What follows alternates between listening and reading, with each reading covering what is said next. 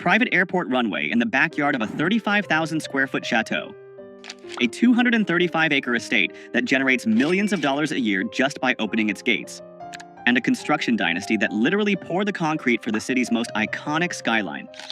Most people think of Atlanta as just the capital of hip-hop or the home of reality TV stars. They are looking at the surface. Beneath the music videos and the red carpets lies a network of financial fortresses that make standard celebrity wealth look like pocket change. We are talking about the Black Mecca of the United States, a city where African-American families have built generational empires in construction, infrastructure, global beauty, and massive-scale real estate. These are not just rich individuals. These are sovereign states operating within the city limits. They own the land, they own the banks, and they own the studios where Hollywood films its biggest blockbusters. We are tracking the property deeds, the government contracts, and the billion-dollar acquisitions to uncover the richest black families in Atlanta. Wait until you see number one. We are talking about a man who went from living in his car to owning a 330-acre former Army base, turning it into a production empire bigger than Warner Brothers, Paramount, and Sony combined. Number 7. The Levett Family, the business of dignity. To understand the foundation of black wealth in Atlanta, you have to understand the businesses that serve the community from the cradle to the grave. And in Atlanta, when it comes to the final chapter of life, one name commands absolute respect and immense financial power: the Levett family. Gregory B. Levett Sr. and his wife Betty Levett are the titans behind Gregory B. Levett and Sons Funeral Homes and Crematory. Now, you might think a funeral home business is a modest, quiet operation. In Atlanta, you would be wrong. The Levetts have scaled the business of dignity into a multi-location empire that rivals major corporate chains. They established their first location in Scottsdale, Georgia, in 1980 with a 5,000 square foot facility. Today, that footprint has exploded. They operate 4 massive chapels across the metropolitan area, including a 9,000 square foot fortress in Decatur and a 12,000 square foot state-of-the-art facility in Gwinnett County. This is not just about handling services, it is about infrastructure wealth. Their facilities are designed with the opulence of 5-star hotels. We are talking about viewing rooms with custom furniture, large conference centers for family gatherings, and fleets of luxury vehicles. The family fleet includes pristine Rolls-Royces and Cadillacs, signaling a level of service that demands premium pricing. The wealth of the Levett family is built on a reputation for excellence. In the funeral industry, trust is the only currency that matters. When you serve over 2,200 families annually, as the Levetts do, you are operating a logistics and hospitality machine that generates tens of millions in revenue. Their influence extends far beyond their chapels. The family has donated over $1 million to various charities and organizations. Their philanthropic footprint is so large that the DeKalb Medical Center named their emergency department reception area after Gregory and Betty Levett. This is legacy wealth. It is the kind of wealth that is woven into the fabric of the community. They have handled the homegoing services for some of the most prominent figures in black culture, becoming the go-to institution for Atlanta's elite. The Levetts prove that in the Black Mecca, service industries can be scaled into dynastic fortunes if executed with perfection. They didn't just build a business, they built an institution that will stand for generations. But while the Levetts serve the local community, our next tycoon makes his fortune from the millions of travelers passing through the world's busiest airport. Number 6. Mack Wilbourn, the airport king. If you have ever flown through Hartsfield-Jackson Atlanta International Airport, the busiest airport on the planet, you have likely put money directly into the pocket of Mack Wilbourn. Mack Wilbourn is the owner and president of Mack II, Incorporated. He is the quiet giant of Atlanta's hospitality sector. While rappers and athletes flash cash on Instagram, Wilbourn collects passive income from the thousands of people who buy a chicken sandwich or a burger every single hour. His empire is built on franchise dominance. He operates franchises of major brands like Popeyes Louisiana Kitchen and Checkers within the airport. But these aren't just normal fast food spots. These are some of the highest grossing locations in the entire world. His 2 Popeyes locations in the airport have consistently ranked as the number 1 and number 2 busiest units in the entire global system. Think about the volume. Hartsfield-Jackson sees over 100 million passengers a year. Wilbourn has positioned his assets right in the flow of that human river. It is a masterclass in captive audience economics. Wilbourn started his journey in 1971 as one of the first minority McDonald's franchisees in the Atlanta area. He grew that initial success into a diversified portfolio that includes vending companies and partnerships in iconic Atlanta destinations. His personal wealth is reflected in his real estate. Public records have linked him to a residence in Midtown Atlanta with over 5,600 square feet of living space, valued at over $1.2 million. But his true asset is his influence. He has hosted President Barack Obama at his home. When you can invite the President of the United States over for dinner, you are operating on a different level of power. Wilbourn represents the B2B, business to business, side of Atlanta wealth. He isn't selling a lifestyle, he is selling efficiency. He proves that you don't need to invent a new product to become ultra wealthy. You just need to control the distribution channel where the people are. But while Mack Wilbourn controls the food, our next family controls the look of Black America. Number 5. The Bronner family, the beauty dynasty. In Atlanta, the beauty industry is not just vanity, it is an economic engine worth billions. And sitting at the throne of this industry is the Bronner family. They are the owners of Bronner Brothers, a private, family-owned company that is one of the largest African-American hair and skincare producers in the United States. Their story is the definition of generational wealth. It began in 1947 with Dr. Nathaniel H. Bronner Sr. and his brother Arthur E. Bronner Sr. They started teaching cosmetology at a local YMCA. Today, the second generation, led by Bernard Bronner and his brothers, controls an empire that exports products around the globe.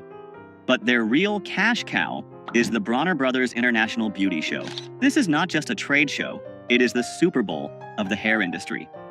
Held at the massive Georgia World Congress Center, it attracts between 40,000 and 70,000 hairstylists, barbers, and beauty experts from around the world. The economic impact of this single event is estimated to be approximately $60 million for the city of Atlanta. The family monetizes every aspect of this ecosystem. They own the product lines, BB African Royale, Tropical Roots, that the stylists use. They own the magazine, UPSCALE magazine, that dictates the trends. And they own the event where the industry gathers to spend money. This is vertical integration at its finest. Their wealth allows them to live lives of immense comfort and influence. The family is deeply embedded in the religious community as well, with Bishop Dale C. Bronner leading the Word of Faith Family Worship Cathedral, a mega church with thousands of members. This connection between business and faith is a pillar of the Atlanta elite structure. The Bronner family has navigated decades of change, from the Jim Crow era to the digital age, without losing control of their company. They have resisted buyouts and takeovers to keep the wealth within the family bloodline. They prove that owning the culture, specifically the unique beauty standards and needs of the Black community, is one of the most lucrative positions in the market. But while the Bronners focus on beauty, our next tycoon is focused on rebuilding the very earth beneath Atlanta's feet. Number 4. Egbert Perry, the urban architect. Do not confuse him with Tyler Perry. Egbert L.J. Perry is a tycoon in his own right, a man whose wealth is written in concrete, steel, and the skyline of the city.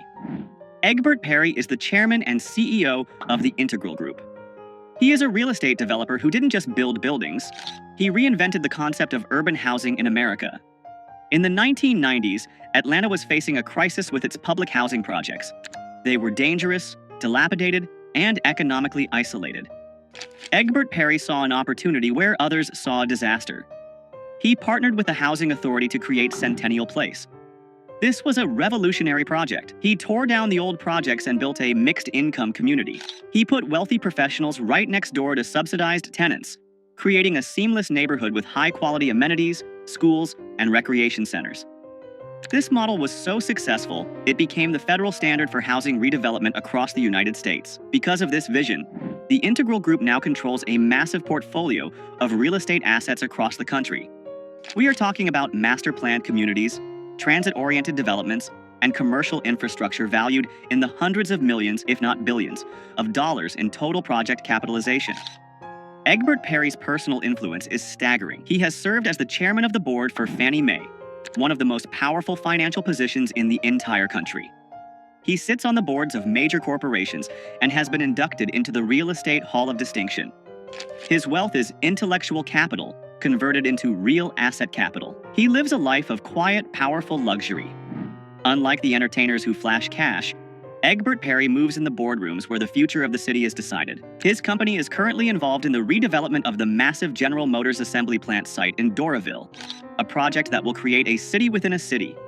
He represents the technocrat wing of the Black MECCA.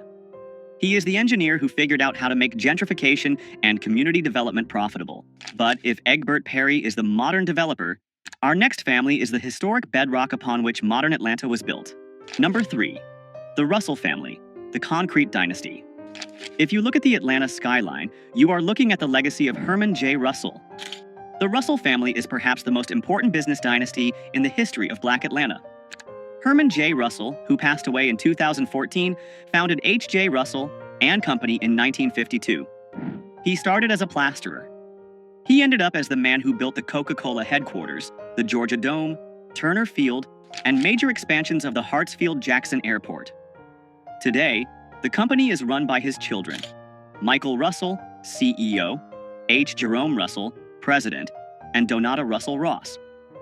They have successfully transitioned the wealth from the founder to the second generation, a feat that many families fail to achieve. Let's look at the scale of their operation. H.J. Russell and Company is consistently ranked among the largest minority-owned firms in the United States.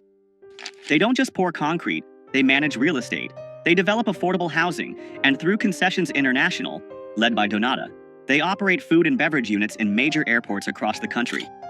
Their family seat is legendary.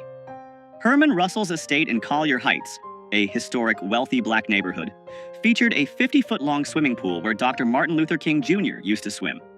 It was the boardroom of the Civil Rights Movement. Today, the children continue to expand the empire. Jerome Russell is heavily involved in the Russell Innovation Center for Entrepreneurs, RICE. This is a 50,000-square-foot business generator gifted by the family to the city. It is the largest center of its kind in the country dedicated to Black entrepreneurs. This is ecosystem wealth. The Russells aren't just rich, they are creating the infrastructure for the next 1,000 Black millionaires. Their personal real estate portfolios are vast, with holdings across Atlanta.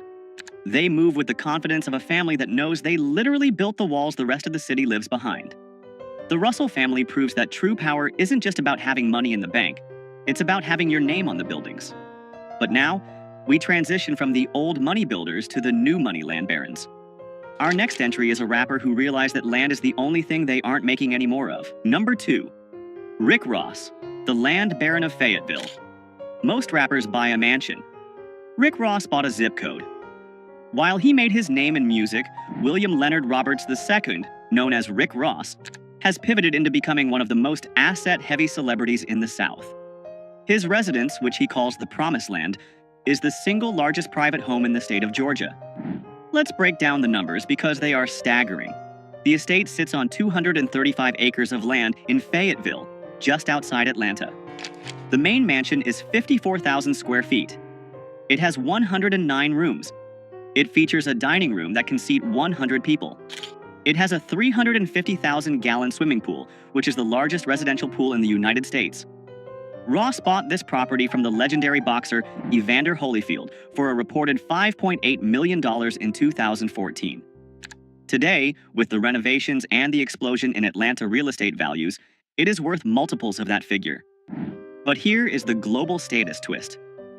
Rick Ross doesn't just live there, he monetizes it. He turned his front lawn into a revenue stream.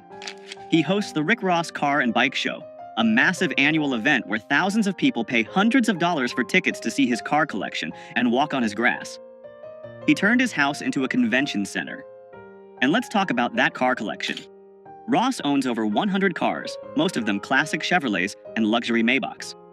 He has a garage that looks like a museum, but he didn't stop at 235 acres. He recently spent another $4 million to buy an additional 87 acres adjacent to his property, expanding his kingdom even further. His business portfolio is equally dense. He owns over 25 Wingstop franchises. He owns Checkers and Rally's restaurants. He has partnerships with Bel Air Rosé and Rap Snacks. Rick Ross is the ultimate example of diversified hustle. He took the cash flow from rap music and poured it into tangible, hard assets, land, franchises, and classic cars. He cuts his own grass, literally, to save money and keep himself grounded, but he lives in a palace that was built for royalty. He proves that in the new Atlanta, you can start as a correctional officer, become a rap star, and end up as a landed gentry. But even the Promised Land pales in comparison to the sheer, industrial-scale dominance of our #1 spot. This is a man who didn't just buy a house. He bought a military base.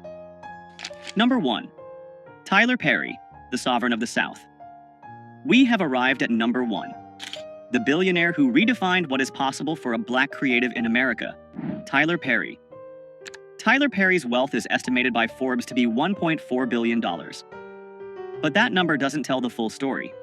The story is in the land. Tyler Perry owns Tyler Perry Studios, a 330-acre production facility in southwest Atlanta. To put that size into perspective, you can fit the studios of Warner Brothers, Paramount, and Sony inside Tyler Perry's lot, and still have space left over. He purchased this land, which was the former Fort McPherson Army base, in 2015 for $30 million. It was the deal of the century. Today, that land is priceless. It is the only major motion picture studio in the nation owned by an African American. The studio features 12 massive sound stages, each named after a black Hollywood legend like Sidney Poitier and Oprah Winfrey. It has its own replica of the White House, which he rents out to productions like The Oval. It has its own neighborhoods, a green screen building, and acres of woodlands. Marvel shoots Black Panther here. The Walking Dead filmed here. Every time a major studio needs a facility in the Hollywood of the South, they have to pay rent to Tyler Perry. But his personal lifestyle is just as astronomical. For years, he lived in a 17-acre estate in Buckhead that was so lavish it set records when he sold it. He sold it for $15 million to an evangelist, and it was later bought by Steve Harvey. This house featured a 70,000-gallon infinity pool and a ballroom underground. But Tyler Perry needed more space. He is currently building, and nearly finishing, a new massive estate near his studios that defies logic. Reports and aerial footage reveal a home that is more like a resort. It features a massive lap pool, organic farms for horses, and, get this, a private airplane runway in the backyard. Yes, a runway. Because when you are worth $1 billion and you own a private jet, you shouldn't have to drive to the airport. You should be able to fly directly into your living room. He also owns a private island in the Bahamas, White Bay Cay, where he built villas for his guests. He owns a mansion in Beverly Hills, which he famously lent to Prince Harry and Meghan Markle when they left the UK. His wealth comes from a crucial decision he made early in his career: ownership. He owns 100% of his content. Every Madea movie, every TV show like The Haves and the Have-Nots, every play, he owns the negatives. He didn't sell his rights for a quick check. He kept them. Now, he licenses that content to networks like BET for hundreds of millions of dollars. Tyler Perry is the ultimate manifestation of the Black MECCA dream.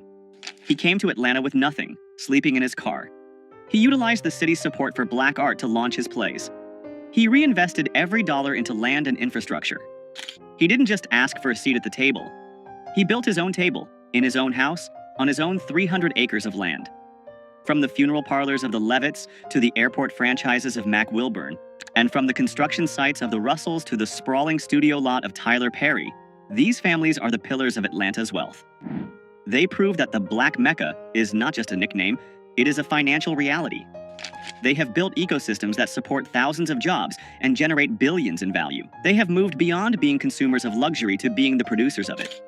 They own the land, the buildings, and the businesses that make the city run. So, which of these empires impressed you the most? Was it the sheer scale of Rick Ross's Promised Land or the strategic genius of the Bronner family's beauty empire? Let us know in the comments below. And if you want to see how black wealth is exploding in other cities, click the video on your screen right now. You won't believe the fortunes being built in Houston, Texas. Subscribe for more deep dives into the world of hidden wealth. I'll see you in the next one.